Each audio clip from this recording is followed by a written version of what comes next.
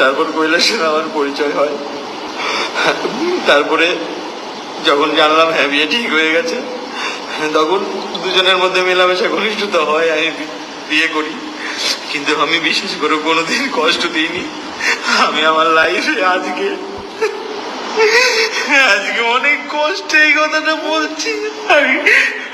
আমি ওকে কথা দিয়েছিলাম তোমাকে এইসব কথা নিয়ে কোনোদিন আমি খোটা দেবো না, আমি দিইনি, বিশ্বাস করো। ওর আগে বিয়ে হয়েছিল, তারপরেও আমি ওকে অনেক ভালোবাসতাম, অনেক। এখন ওর বৌদি বলছে ওর নাকি 2 বার বিয়ে হয়েছিল।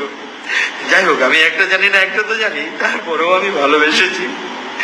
এইবার বলো, ওর বাড়ির লোক চেয়েছিল যে ওর ভালো করবে, ওর ভালো করার ছক করে আমার কাছ থেকে সবাই, দেখো বাড়ির মানুষ যদি সাপোর্ট না করে আমি কি করবো বলো?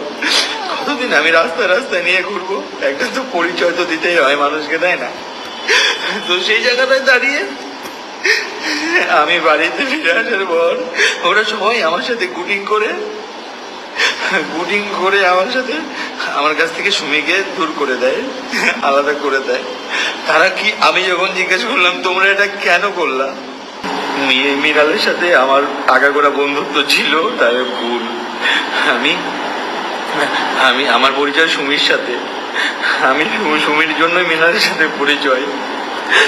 তো ওরা সব এটা প্ল্যান করে। এবারে আমি বলি, শোনো, আমি প্রতিজ্ঞা করেছিলাম, আমি ওকে কথা দিয়েছিলাম যে জীবনে তুমি যদি আমার জীবন থেকে কোনোদিন চলে যাও, আমি কিন্তু কোয়েলের সাথে সংসার করবো না কোনোদিন। কোয়েলকেও বলেছিলাম, কোয়েল যদি সুমি আমার কাছ থেকে চলে যায় কোনোদিন, আমি কিন্তু তোমার সাথে কোনোদিন সংসার করবো না।